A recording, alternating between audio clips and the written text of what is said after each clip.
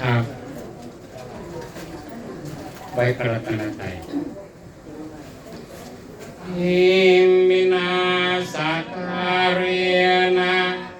ตังพุทธังอภิปูชยามะอะระหังสัมมาสัมพุทโธภะคะวาพุทธังภะคะวันตังอภิวาเทมิอิมินาสักการะนะตังธัมมังอภิปูชยามะสวากขาโตภะคะวะตาธัมโมธัมมังนัมสสามิอิมินาสักการะนะตังสังฆังอภิปูชยามะสุปฏิปันโนภะคะวะโตสาวกสังโฆสังฆังนะมามินะโมตัสสะภะคะวะโตอะระหะโตสัมมาสัมพุทธัสสะนะโมตัสสะภะคะวะโตอะระหะโต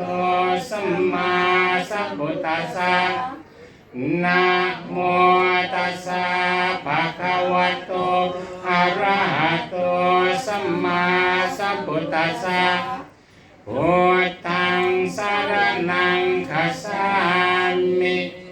ธัมมังสรณังคัจฉามิ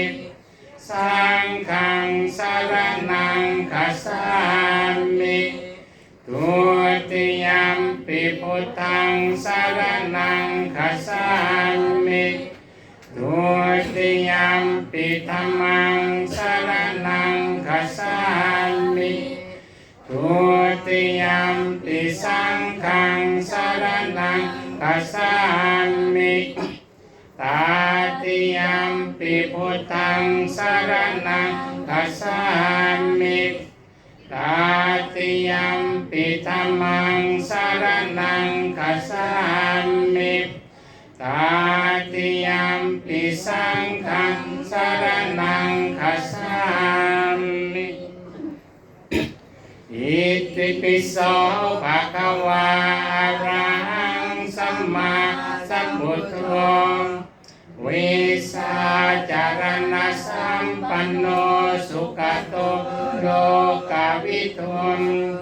อานุตตรปุริสาธัมมสารถิสัทธาเทวมนุสสานังพุทโธภควติกายเยนวาจานวาเจตัสสวาพุทเทกุกัมมังปะกะตังมยายังพุทโธปฏิกังหันตุอัสสยตังกรันตาริสังวริตุวะพุทเทสวากขาโตภะคะวะตาธัมโมสันทิติโกอาการิโกเอหิปัสสิโกโอปัญญิโกปัจจตังเวทิตาโพวิญโยหิติกายเยนวาจานวาเจตัสสวาธัมเมกุกัมมังปะกะตังมยายังธัมโมปฏิกังหันตุอัสสยตังกรันตาริสังวริตุงวัฏเมสุปฏิปันโนภะคะวะโตสาวกสังโฆโอสุปฏิปันโนภะคะวะโตสาวกสังโฆยายะปฏิปันโนภะคะวะโตสาวกสังโฆ สามีจิปฏิปันโนภะคะวะโตสาวกสังโฆญาติทังจัตตาริปุริสายุคายัตถาปุริสาบุคลาเอสาภะคะวะโตสาวกสังโฆอาหุนายโยปาหุนายโยทักขินายโยอันสาริการณิโยอานุตตรังปุญญเขตังโลกัสสาติมกายเยนวาจานวาเจตัสสวาสังเฆกุกมังปะกะตังมายายังสังโฆปฏิคันหันตุอัสสยตังกาลันตาริสังวริตุวสังเฆอุคาสวันตานิปันเตเจติยาสัพพังสัพพตาธานิสุปฏิทิตังสาวิริกตาตุมหาปุติพุทธรูปังสักการังสัตตาวัจจสะมนัสสาเจววันตาเมเตตถาคเตสยานิอาสานิทานิกัมมันเนจาปิสาปะตังอุกาสวันตานิปันเตสาปังอปาราทังคัมมัตตามิปันเตมยากตังปุญญังสามินาอนุโมทิตาพังสามินา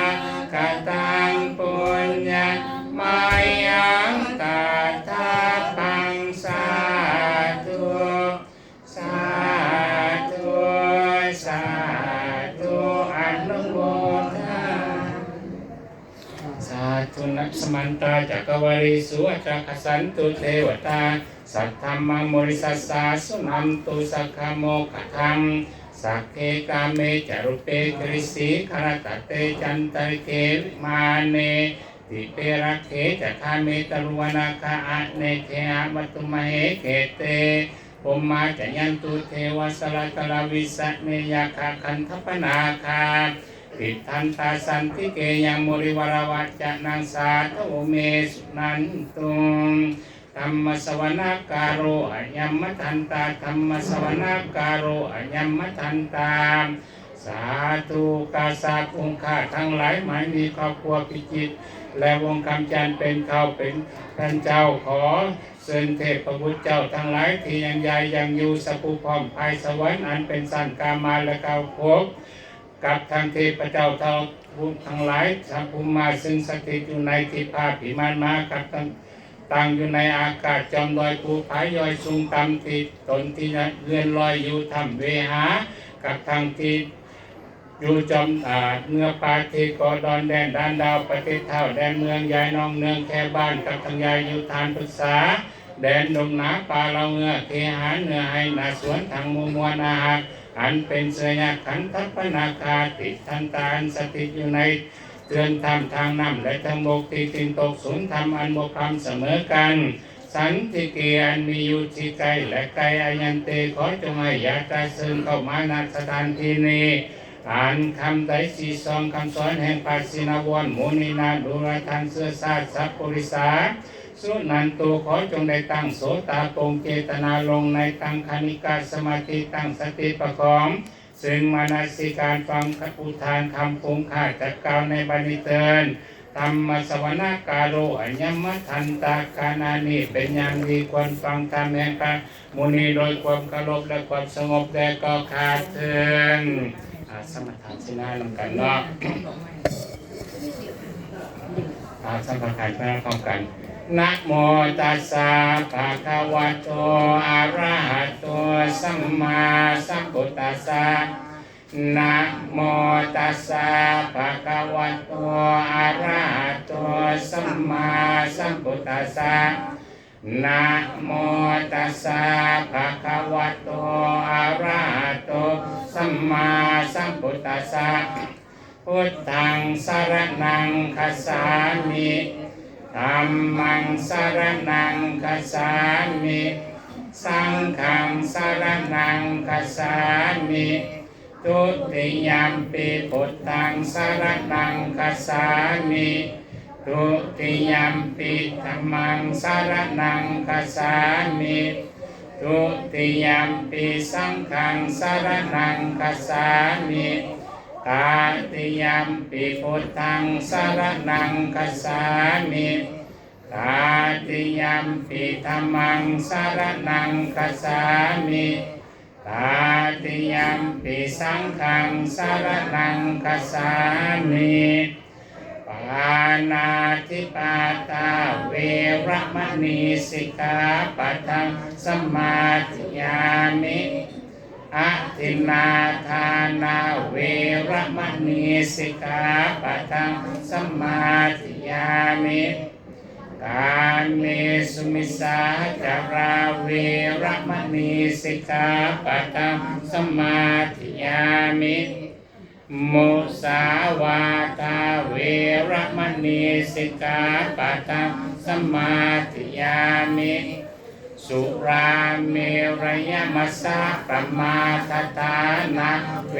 รมณีสิกขาปัทังสมาธิยามิ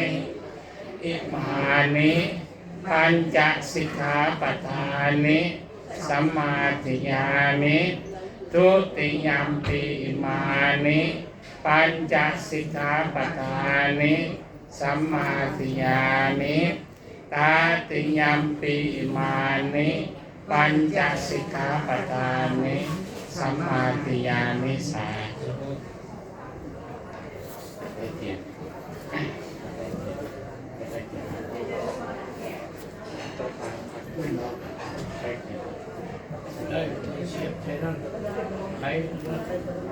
จับขึ้นไหมเทียบบ่ได้อะไรบอลมันอยู่อะไรบ่มันย่อยหมดเกินเลยโถทางนั้นไหมติดเข้าเลยเปิดปากติดเข้าขึ้นไหม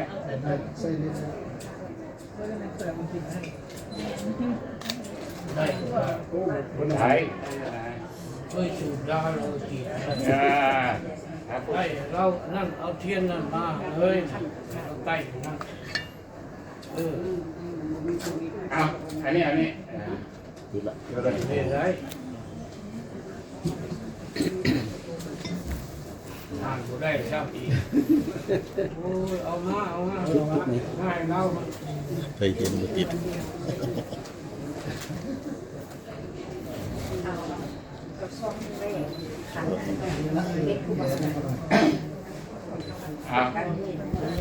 จับเลยลงมือจับขั้นตักบ้านก็จับการ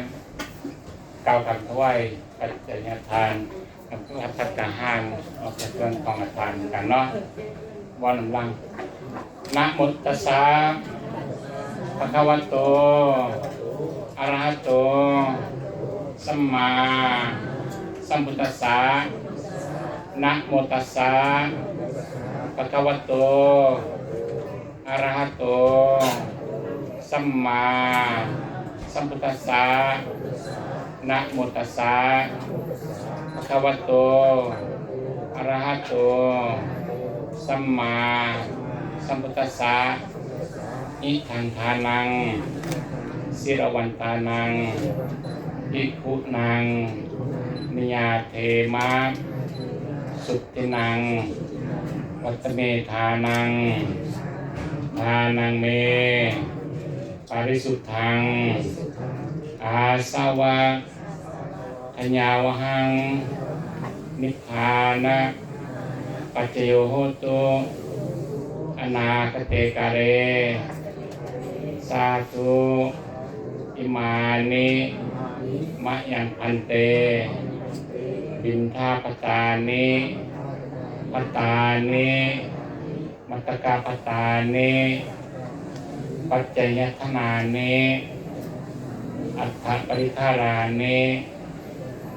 สัพพปริวารานิภิกขุสังคัสสะโอโนสยามะสาจโนพันเตภิกขุสังโฆอิมานิมะยังพันเตบิณฑาปตานิปตานิมัตตกาปตานิปัจจัยธนานิ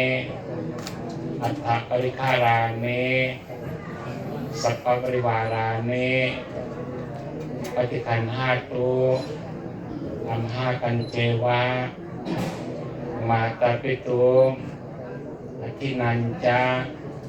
ญาตกานันจะการกตานังอิคารตังอิตายะสุขายะข้าแต่พระภิกขุสงฆ์ผู้เจริญพวกน้อยทั้งหลายข้อน้อมถวายซึ่งเข้าบิณฑบาตภัตตาหารปัจจัยทานของมัทธาและเครื่องบริวารทั้งหลายเหล่านี้ให้แด่พระภิกขุสงฆ์ข้อพระภิกขุสงฆ์จงหับซึ่งเข้าบิณฑบาตภัตตาหารปัจจัยทานของมัทธาและเครื่องบริวารทั้งหลายเหล่านี้เพื่อประโยชน์และความสุขความเจริญให้แด่พวกข้าน้อยทั้งหลายวัตถุทานทั้งหลายเหล่านี้ที่พวกข้าน้อยได้ให้ทานดีแล้วก็จงเป็นวัตถุทานอันบริสุทธิ์ขอให้ถึงซึ่งความสิ้นไปแห่งอาสวะกิเลสเครื่องดองสันดานและขอจงถึงซึ่งพระนิพพานในอนาคตการเบื้องหน้านั้นเทินอิทังโนญาตินังโหตุสุขิตาโหตุญาตายโยส่วนบุญกุศลที่คุ้มค่าทั้งหลายได้กระทำแล้วในวันนี้จะขออุทิศไปให้แก่โดยหลานสมพรพิเนศผู้เป็นภรรยาเป็นน้าเป็นอาเป็นญาติพี่น้องที่ได้ลงรับไปแล้วนั้นพ่อเพิ่นจงมารับเอาส่วนบุญกุศลที่ฟุ้งค่าทั้งหลายได้อุทิศให้เมื่อดังตนได้กระทำเองนั้นเถิดถ้ามือหลังสมพรเพิ่นหักอย่างโมโหลืมมาหักออกบ่ได้ข้อเสริญเทพเจ้าเราเทวดาทั้งหลายจงได้นำเอาข้าวบุญกุศลเหล่านี้ไปบอกให้เพิ่นถ้าเพิ่นหักตกทุกข์ก็ค่อยพ้นจากทุกข์ถ้าเพิ่นถึงสุขแล้วก็ค่อยสุขยิ่งขึ้นไปตักต่อเท้าเข้าสู่สุคติภพนั้นด้วยเถิดสาธุสาธุสาธุเล่าเกณฑ์นะเพื่อนเกณฑ์กล่องสาเพื่อนนี่หักเกณฑ์จับที่กล่องนั่นสาธุสาธุสาธุเอาไปใจไปทำเพื่อนเอาไปเกณฑ์เพื่อนเอามาเข้านี่เลยเอาติดเข้าไปเอาติดเข้าไปเกณฑ์เข้าไปเป็นเพื่อนสาธุสาธุเอาไปใจญาทานเสียจากคุณแฟนไปคนนั้นนะ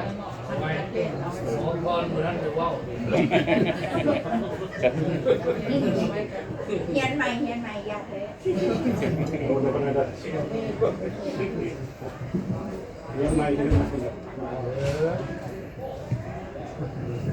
น่าจะเป็นอะไร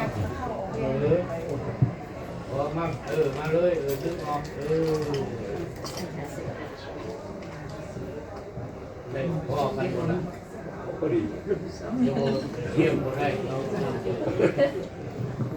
าผมจะตัวเงี้ยอยู่ ตรงนี้เนี่ยนะ ประเทศตึงกันเนี่ยนะน้อย จากทุกบอลประเทศ เป็นกันเทศเหมือนกัน มาร้อย น่าจะทำเทศ อารัตนาเทศเนาะนะโมตัสสะภะคะวะโตอะระหะโตสัมมาสัมพุทธัสสะ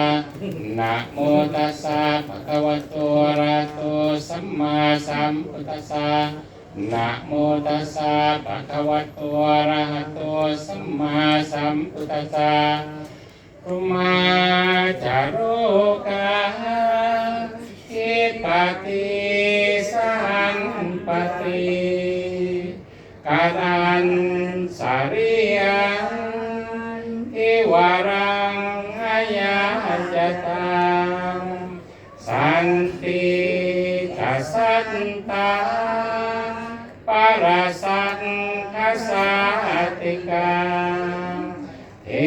เสกุกัมมังอนุกัมปิมังปัสสังเอาคารวะพร้อมกัน นำคุณพร้อม นะโมตัสสะภะคะวะโตอะระหะโตสัมมาสัมพุทธัสสะอะหะวิปติปฏิภายะสัมปสัมปติสิทธิยาสัมปทุกขวินาศายะปริตังโพธมังครังวิปติปฏิภายะสัมปสัมปติสิทธิยาสัมปพายะสายะปุริตังโพธมังครังวิปติปฏิภายะสัมปสัมปติสิทธิยาสัมปโลกวินาศายะปริตังโพธมังครังสักกจังอรัตนังกะโรมาสาทุกกายพนนะอายนวาจานวาเจตัสสวาโอเตกุกัมมังปะกะตังมายายังโอโตปฏิการนาตุอาสยันตังการันตาริสังวริตุงวะพุเตกายนวาจานวาเจตัสสวาธัมเมกุกัมมังปะกะตังมายายังธัมโมปฏิคันนาตุอาสยตังการันตาริสังวริตุงวัฏเมกายนวาจานวาเจตัสสวาสังเกกุกัมมังปะกะตังมายายังสังโฆปฏิคันนาตุอาสยตังการันตาริสังวริตุงวะสังเข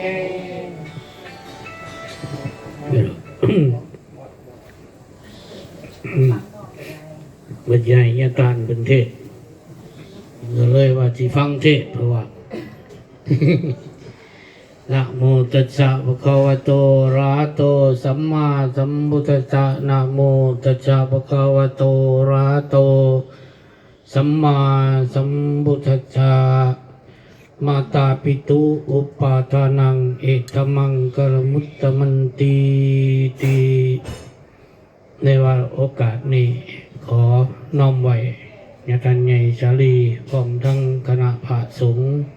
เจริญพรท่านเจ้าภาพเจ้าศรัทธาญาโพญาแม่ที่ได้มาแต่ไกลได้เดินทางมาเพื่อมาเฮ็ดบุญเพิ่นว่าเป็นสายบุญสายทานที่สายหักสายแพงที่เฮาเคยหักเคยแพงเคยผูกพันกันเฮามาประเทศนี้เฮาก็บ่ได้นำพี่นำน้องญาติพี่น้องพงพันมาครบถ้วนแต่ว่ามาหักมาแพงอยู่ปลายทางก็ถือว่าเป็นการนำพาเหตุของประเพณีอันจบงามของเราเฮาที่เฮาเฮ็ดเฮาทำทั้งรักพระพุทธศาสนาเพิ่นว่าเป็นความสร้างสมานสามัคคีสร้างความรักความแพงที่เฮาได้พบหน้าพ่อตากันได้เยี่ยมยามถามข่าวบางครั้งบางคราวเฮาอาจจะบ่ได้พบกันย้อนว่ามาพบกันก็ย้อนบุญย้อนกุศลที่เฮาเฮ็ดเฮาทำมื้อนี้เฮาก็ได้มาเฮ็ดบุญหา เนี่ยแม่สมพรพิจิตรที่ได้จากเข้าไปสู่ปรโลกเบื้องหน้าเพิ่นว่าอยู่ในปรโลกเบื้องหน้าก็บ่มีหยังเนาะที่เราจะไปเราย้ายบ้านย้ายเฮือนย้ายสถานที่ย้ายบ้านย้ายเฮือนนี่ก็สิได้หมดเครื่องของย้ายภพย้ายชาตินี่สิบ่ได้หยังมีแต่บุญกับบาปที่ติดตามเฮาไปถือว่าเฮาได้ปะไว้สิ่งใดที่เฮาเฮ็ดเฮาทำเป็นการบูชาแผ่นดินเพิ่นว่าเฮามีเงินมีศาลมีเข้าของเงินทองมีแต่เฮาจัดแจงเพื่อให้มันเป็นอริยทรัพย์ในการให้ทานคืออย่างเฮามาทานนี่ล่ะบางครั้งก็มาด้วยความหักความแพงความผูกพันกันได้บุญโดยบ่ได้ตั้งใจแต่เขาเฮ็ดไปเรื่อยๆสายบุญสายทานสายหักสายแพงนี่เขาจะได้บุญอยู่ตลอดพุ่นบุญนี่ก็มันจะเป็นกุศลผลทานที่ยังลึกลงสู่จิตใจของเราที่เรามีความศรัทธาความเชื่อความเลื่อมใสในพระพุทธศาสนา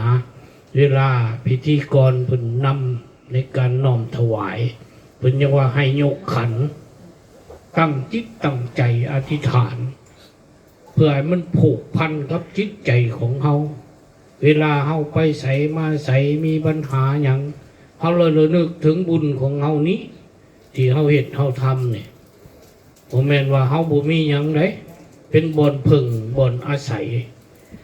ที่เราจะไปสู่ปรโลกเบื้องหน้าก็เป็นบุญได้บุญแล้วได้กุศลผลทานเราเห็นเราทำคือพาเขาพาปลาตำหมกหุงแกงส้มแกงหวานทั้งหลายทั้งปวงกองอัฐะหมากไม้มันยังมือนี่นะมันเป็นของทิพย์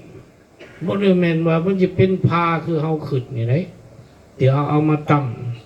ไปสู่ปรโลกเบื้องหน้ามันกลายเป็นของทิพย์เครื่องทิพย์ของทิพย์ที่เขาตักบาตรไปนี่เป็นการส่งไปไหวส่งเสบียงอาหารไปผู้ที่จากเขาไปก็ได้เขาผู้เฮ็ดนี่ก็ได้อีกโมเมนต์บ่ได้เด้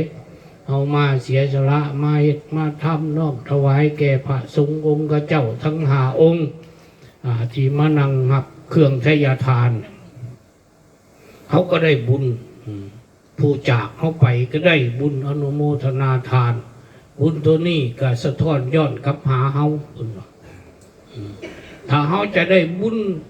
แท้ๆนั่นน่ะแม่นบุญภาวนาสวดมนต์นั่งสมาธิอันนั้นเป็นบุญแห่งความหลุดพ้นเฮาสวดมนต์ภาวนานั่งสมาธิกำหนดลมหายใจเข้าออก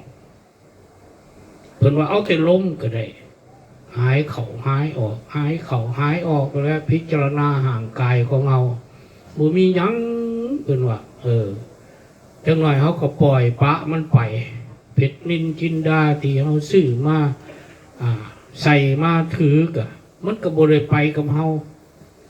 มันไปน้ำห่างกายจิตใจนะยังผ่องใสเต็มไปด้วยบุญด้วยบารมีเขาเรานึกแบบนั้นภาวนาแบบนั้นแล้วเขาก็จะได้บุญได้กุศลนี่ตลอดไปถ้าเขาบ่มีเวลานั่งสมาธิไหว้พระสวดมนต์เราก็เอาแบบให้ทานนี่แหละให้ทานปัจจัย4ผ่าพรแพร่พันเครื่องบริโภคอุปโภคนี่ที่เอาน้อมมาถวายนี่มันให้ง่ายถ่ายนั่งสมาธิไปเจ็บแข้งเจ็บขานั่นนี่สารพัดคันนั่นคันนี่สารเพสารพัดเลยมันเกิดขึ้นเพราะว่าเขาบ่เคยบัดเขาบ่เอาอีหลีบ่ได้เด้บ่แม่นเรื่องง่ายๆเด้นั่งสมาธินี่เขาสิมาไหว้พระนี่ก็ยากอีกถ้าเอาเฮ็ดได้ก็ประมาณ10 นาทีมื้อหนึ่งเอา10 นาทีนั่งสมาธินี่ก็เป็นบุญเฮาละเด้ถ้าเฮาเฮ็ดได้นั่งตั้งก็ได้บ่แม่นว่าต้องนั่งคัตตมาดดอกนั่งตั้งแล้วก็หายใจลึกๆเข้าแล้วก็ค่อยปล่อยออกหรือว่าพูดแล้วก็โทนะปล่อยออกลมนะป ปล่อยเขาปล่อยออกปล่อยเขาปล่อยออกด้วยนั่นแหละพิจารณาเรื่อยไปเลยมันจะเป็นพลังอันนี้นะถ้าเอาให้ทานนี่ก็ด้วยศรัทธาอันแก่กล้าให้ไปแล้วบ่ต้องไปจมไปว่าไปคิดทีหลังเสียดายโอ้ยก็แม่นบุญถวายบุญเขาก็มีได้กินข้าวเลยเด้แทนที่เขาต้องแบ่งไว้เงินที่เขามีสิทาน100ก็เอาไปซะทานถวายซะ10 90เอาไว้มันก็ได้เลยเด้นะบุญเขาก็บ่ได้เสียเพิ่นว่าเป็นของมันถิ่มแล้วเด้ปริสุทธโธสุทินังเนี่ยนะคือการนำลายเขาแหละทมถิ่มเลยบ่ได้เอาคืนการให้ทานนี่คือกันเพิ่นแปลแบบนั้นบ่แม่นว่าให้แล้วไปจมแล้วก็ไปเว้าอีกเว้าปรำปละไปวัดนั่นดีวัดนี่บ่ดีสารเพน่ะเอาเข้าไปวัดเลยยังบ่แล้วไปหาพระอีกพระองค์นั้นก็โอ้ยจักเราจังได๋หัวพระองค์นี้ก็จักจังได๋ติไปติมาบ่มีหดพระอยู่นำบัดพระอันนี้หมดเลยสิคืออยู่บ้านเฮานี่ก็วัดห้างบักหลายก็ย้อนว่าเฮาไปตำหนิติเตียนเกินไปพุ่นว่าแล้วก็โบราณเฮาเพิ่นบ่ได้ตำหนิพระเด้ยังพอสูตรกุศลาบุสุทธิ์นี่ก็อยู่ได้ในวัดไปก็ไหวยังพอฮู้อยู่ยังพอเพิ่นสูตรกุศลากับบุสุทธิ์แต่ว่าไหวไปก็ไหวไปกราบเขาก็ได้บุญได้กุศลอันนั้นวัดก็เดินทางมาฮอด400-500 ปีเลยที่เฮาถือศาสนามานี่บ่แม่นน้อยเด้ที่เข้ามาน่ะมาฮอดปัจจุบันนี่ก็ย้อนยังพอสูตรกุศลาบุสุทธิ์นั่นแหละถ้าน้องไปเว้าเพิ่นน่ะก็โยเพิ่นก็ซิกเลยวัดก็วัดห้างหลายบาทนี่บางเทื่อก็มีแต่จั่วน้อยไว้สิเนาะหลายบ่อนหลายที่ไปแต่ว่าพระหลายก็แม่นอยู่ในเมืองพี่เนี่ยนี่ก็อุดมสมบูรณ์พูนสุขพระสงฆ์องค์เจ้าก็มีหลายแต่ว่าอยู่ชนบทก็มีน้อยอยู่เมืองนอกนี่แห้งยากหายากอยู่เมืองนอกบ่ลีก็บ่ได้มีแต่วัดพระยอดแก้วนี่ก็มี4-5-6-7 องค์ไปสิไปมาบวกลบคูณหารก็ประมาณ10เท่าก็ย้อนพอออกไม่ออกยังพอยังแม่จิตใจใส่ศรัทธาดูแลอุปถัมภ์คำยกเครื่องบริโภคอุปโภคพระเพิ่นสิกลับสิไปสิมาก็ถวายนั่นถวายนี่เพิ่นก็เดินทางมาเยี่ยมยามถามข่าววัดเฮานี่เป็นวัดที่สากลก็ว่าได้มาจากสหรัฐก็มาพักได้มาจากแคนาดาก็พักได้จากพม่าเขมรไทยก็พักได้อยู่ได้เพิ่นก็มาอันนี้บวกไปบวกมาฮอด8พุ่นเด้คืออยู่วัดพระยอดแก้วนี่มีวัดพม่ากัน2 องค์นี่องค์หนึ่งก็อยู่ชัยวิรวุฒิองค์หนึ่งก็อยู่มินโทนี่ไปซื้อวัดอันนี้มื้อนี้เฮาละมาตั้งอกตั้งใจเฮ็ดบุญทำทานหาญาแม่สมพรพิจิตรที่จากไปโดยบ่มีวันกลับมาเป็นว่าการเวียนว่ายตายเกิดในวัฏสงสารมันเป็นธรรมชาติของสรรพสิ่งของเฮาและเฮาพยายามอย่าประมาทเฮ็ดบุญทำทานเรื่อยไปบนใดที่เฮาได้ยินได้ข่าวเฮาก็ไปคือยาแม่เวิร์ดเนี่ยมาพูดอยู่แต่คำเขมทาพุ่นน่ะมาเป็นผู้เฒ่าคำบ้านคำเมืองเป็นหนุ่มโพห่มไส้แก่ลูกแก่หลานเพิ่นก็มาเพิ่นก็ได้เฮ็ดบุญทำทานตลอดสูตรมนต์ไหว้พระหิ้งพระบักงามๆเด้ยามแม่เวิร์ดเนี่ยเด้สูตรมนต์นั่งสมาธิแล้วเพิ่นตกเพิ่นแต่งสำวัดพุ่นแล้ววัดน้อยอันหนึ่งแล้วยามแม่เวิร์ดเนี่ยเห็นไปบ้านเพิ่นเนาะนี่ก็บ่ได้ไปหรอกมันอยู่ไกลเพิ่นก็มีพระหลายแล้วอยู่เขตแคมเท่าก็ได้เลยอยู่ในอ้อมแอมอยู่แถวนี้พยอดแก้วใกล้ๆนี้ไปไกลหลายก็สิเมื่อยบ่รู้จังไดอันนี้ก็ถือว่าเฮาได้มาเฮ็ดมาทำญาติพี่น้องที่อยู่ไกลพี่ป้านาอามีความหักความแพง บ่มีสิ่งอื่นใดที่เฮาจะส่งไปให้นอกจากเฮ็ดบุญเฮ็ดบุญก็อุทิศไปให้เฮาคือฮอดคิดถึงคันห้องให้ไปก็เสียน้ำตาซื่อๆเพิ่นว่าบ่มีประโยชน์บ่มีสาระพระพุทธเจ้าเพิ่นเว้าเดี๋ยวนั้นคือกันกับป่าเศรษฐี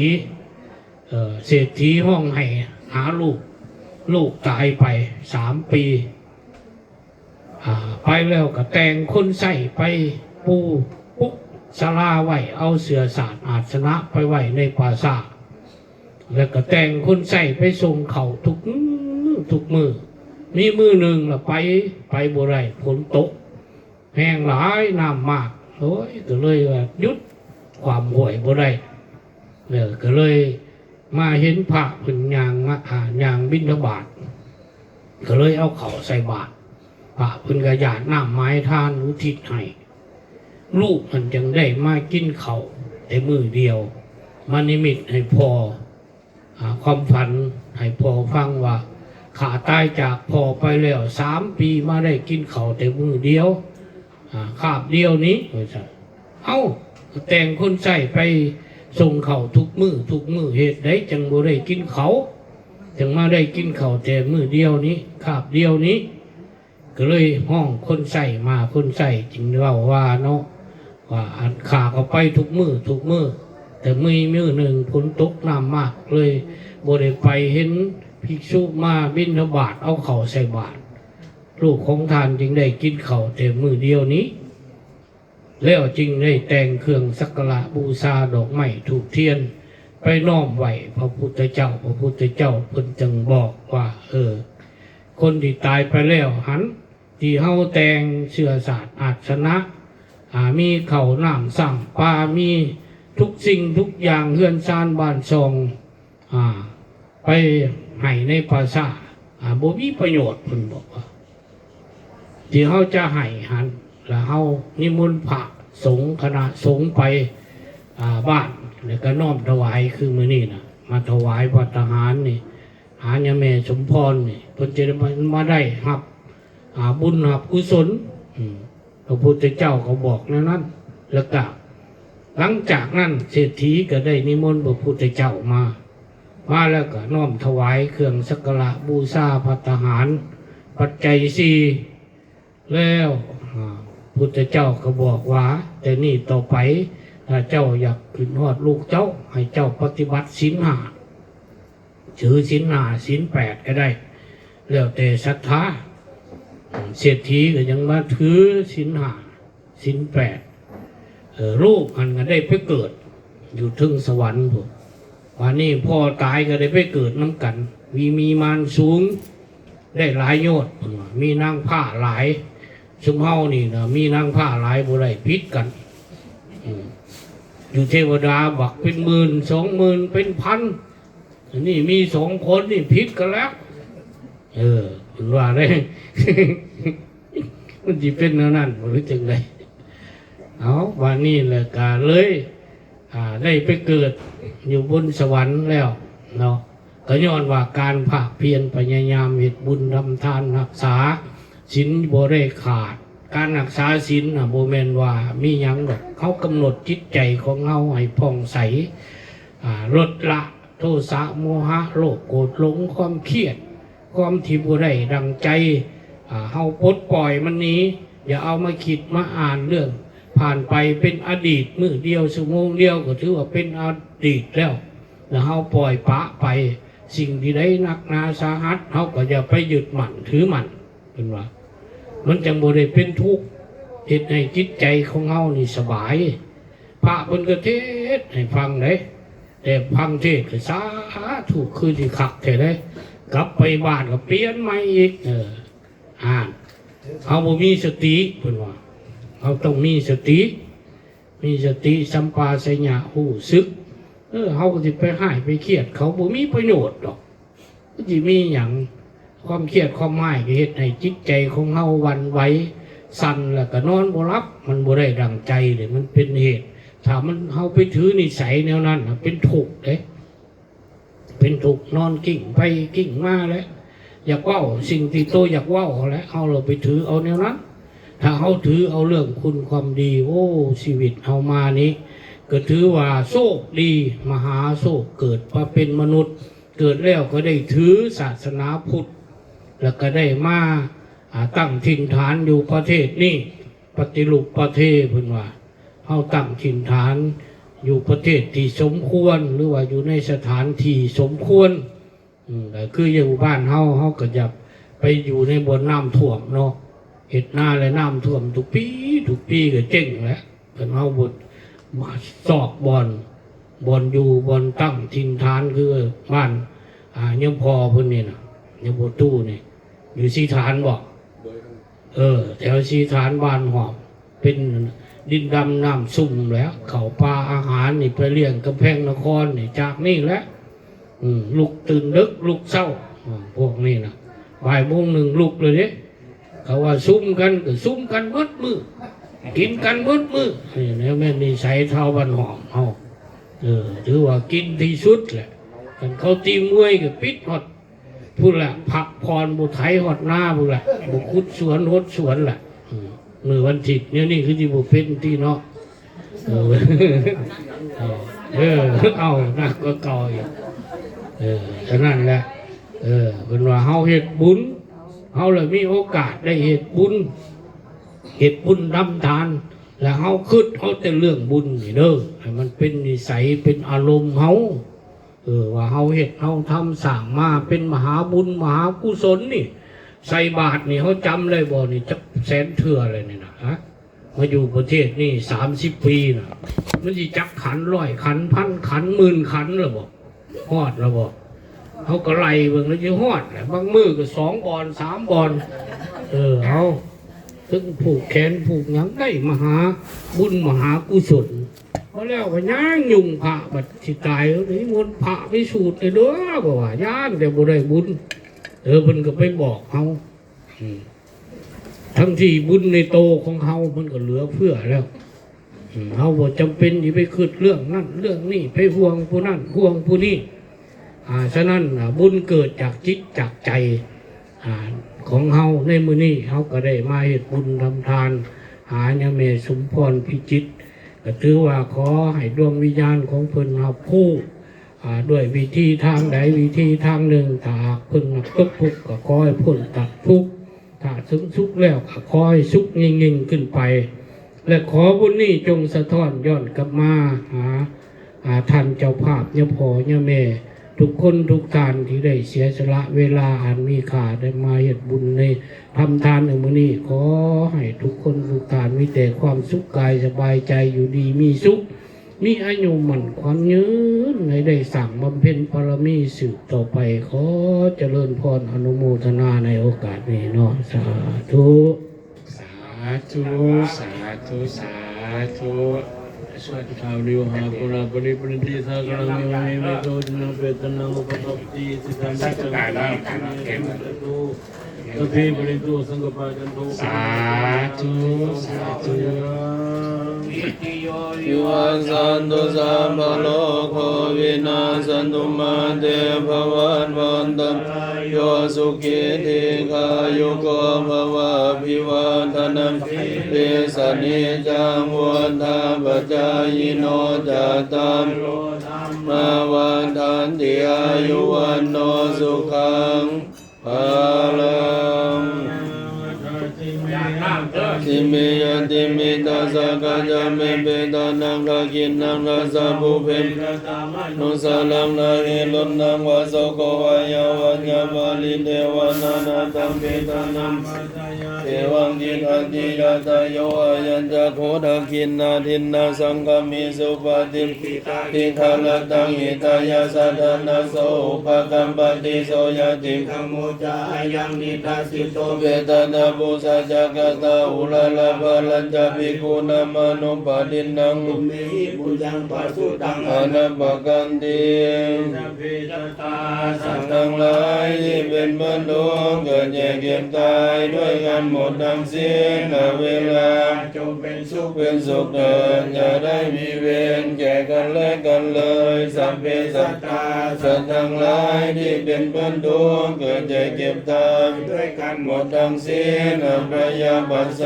จงเป็นสุขเป็นสุขเถิดอย่าได้เบียดเบียนซึ่งกันและกันเลยสัพเพสัตตาสัตว์ทั้งหลายที่เป็นเพื่อนดวงเกิดแก่เก็บตายด้วยกันหมดทั้งสิ้นอนิกาจงเป็นสุขเป็นสุขเถิดอย่าได้มีความทุกข์กายทุกข์ใจเลยสัพเพสัตตาสัตว์ทั้งหลายที่เป็นเพื่อนดวงเกิดแก่เจ็บตายด้วยกันหมดทั้งสิ้นสุขีอัตานังบาลิหารันตุจงมีความสุขกายสุขใจรักษาตนให้พ้นจากทุกภัยทั้งสิ้นนั้นเถิดนะโมตัสสะภะคะวะโตอะระหะโตสัมมาสัมพุทธัสสะนะโมตัสสะภะคะวะโตอะระหะโตสัมมาสัมพุทธัสสะนะโมตัสสะภะคะวะโตอะระหะโตสัมมาสัมพุทธัสสะสิวิตังยาวนิพานังสรณังคัจฉา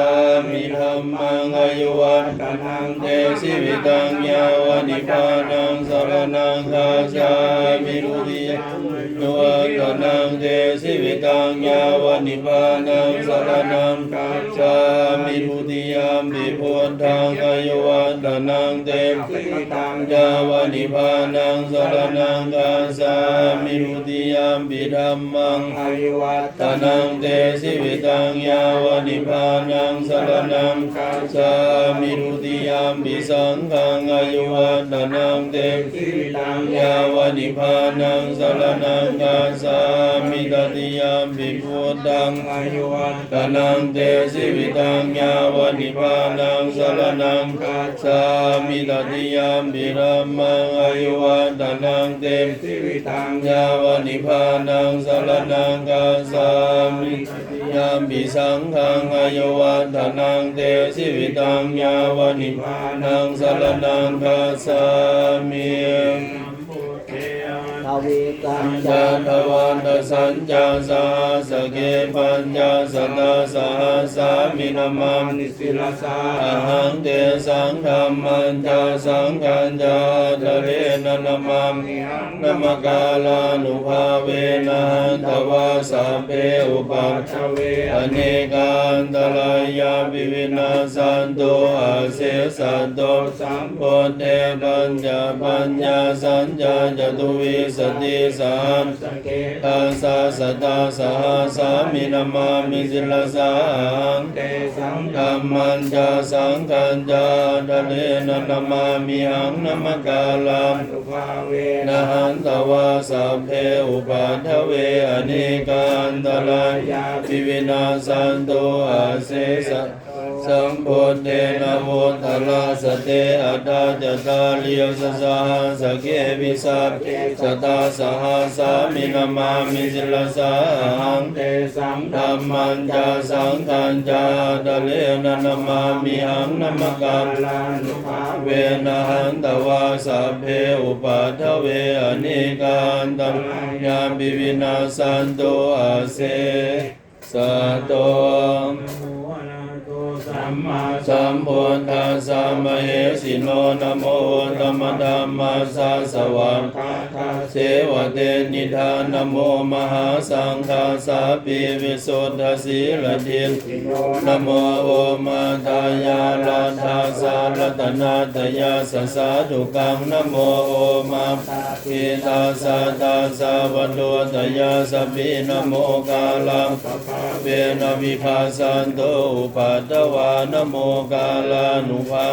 นะสวัสดิโหนตุสัพพทานะโมกาลาสันเสนะวิธินิโอมิเทสวาโอ วันดิตานัญญาเสวนาภูสะจะภูสะนิยานังเอตัมมังคารามุตตัมมังปฏิโลปะเทสาวะโสจะภูเพจะกตาบุญอัตตสัมมาปานิทิตาเอตัมมังคารามุตตัมมังปะโหสัจจัญจสิปัญจโยจะสุสิกิโตสุภาสิตาจยาวาจาเอตัมมังคารามุตตัมมังมัตตาปิตุปัฏฐานังบุญตันทาลาสสังฆาโหอนากุราจะกัมมันตาเอตัมมังบุญตัมมังทานันจะธรรมาจาริยาจยตากานันจะสังฆาโหอนาวะกัมมานิเอตัมมังคารามุตตัมมังคาลาติวิราติปะปะมัสสะปะนังโมหะปะมาโทจะธรรมเมสุเอตัมมังคารามุตตัมมังคาลาวมโตจะสันตุทิจะกตัญโยตากาเลนะธรรมสาวนังมังคารามุตตัมมังคันติจะโสจะสัตตะสัมมานานันจะทัสสะนังนาธรรมสากัสสะเอตัมมังคารามุตตัมมังตัมโพจะพรหมจาริยัญจังจะสัจจานาทัสสะนังนิพพานาสัสสิวิริยะจะเอตัมมัง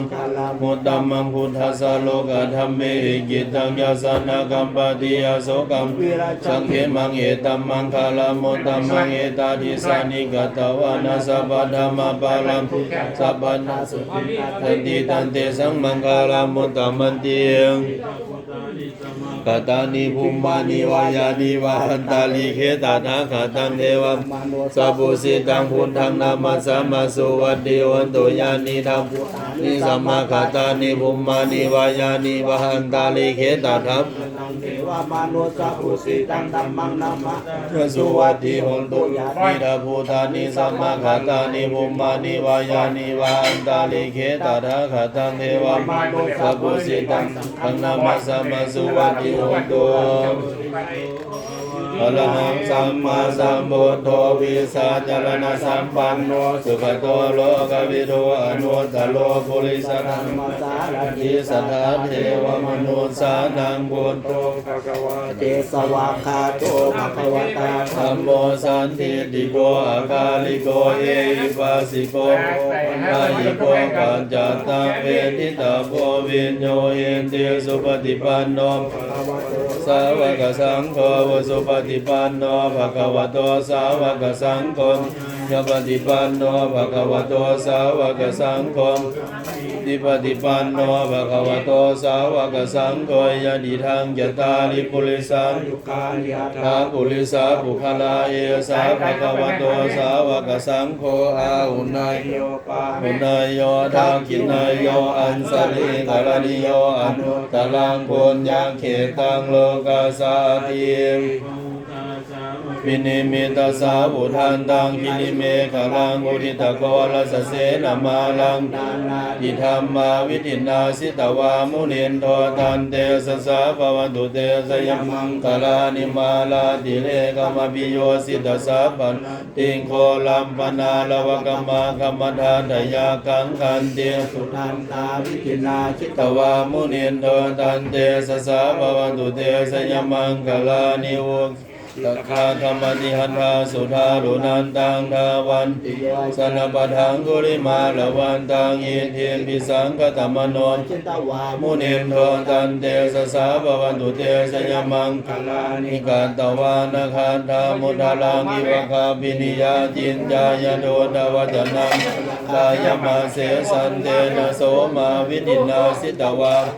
โยตังเตสสะภวันตุเตสยมังคลานิสัจจังวิหายมัติสัจจกวาทะเกตุวาธัม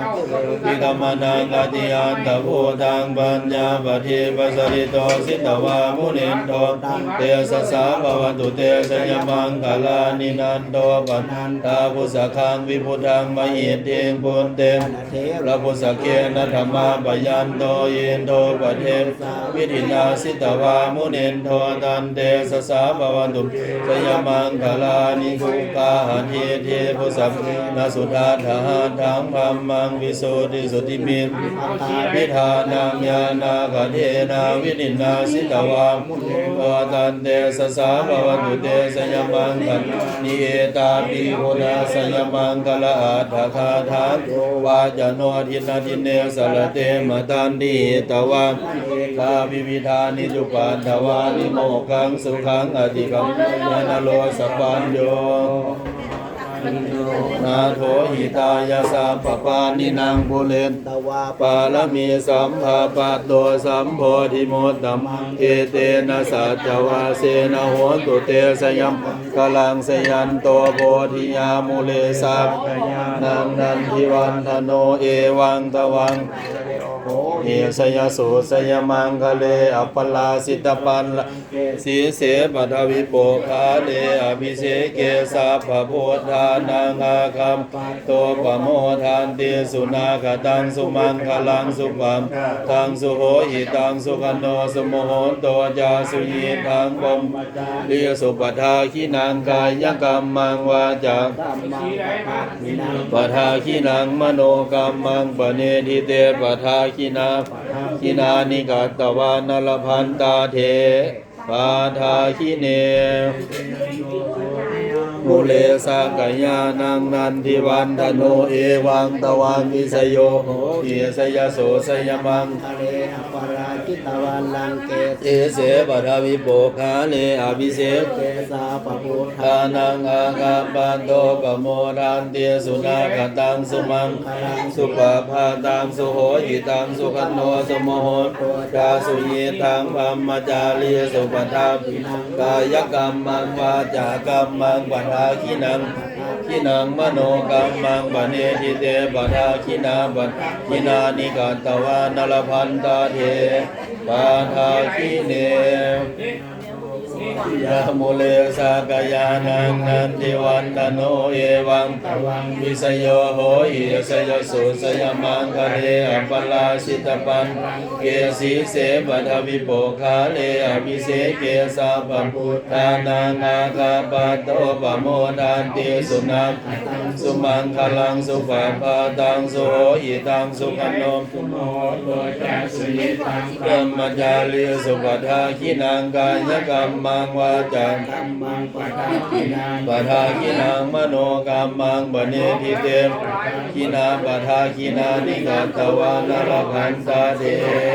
ปาทาขิเน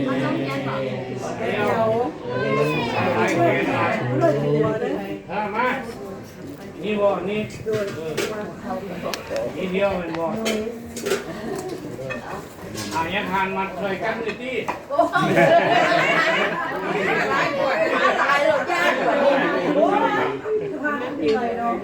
เอาไปสุดีที่ไหนที่ไหนก็ได้เอานี่บ่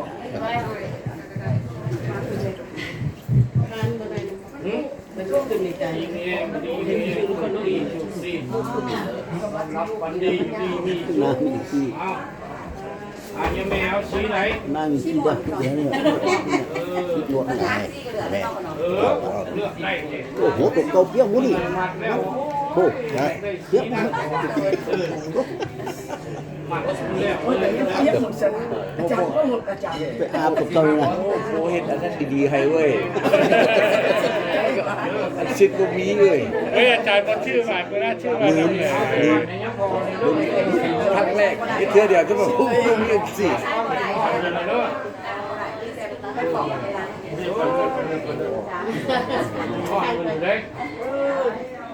สีไหนยังแม่สีม่วงแหละสี ฝันว่าพุทธ นั่นแหละจังหวัดสีจังเลย สีนี่เนาะ เป็นสันเป็นสันเป็นมา นี่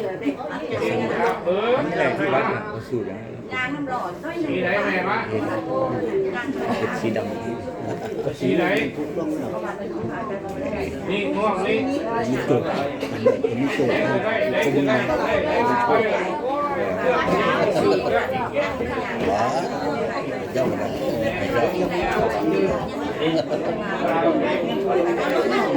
เอา เอาสวยไว้นี่พอดีแล้วไหมเอาไปเอาไปกับใส่ต่อโอ้ว่าจะนี่จะเป็นแปลงนี่เดี๋ยว สีไหนนี่แดง อันนั้นเราไง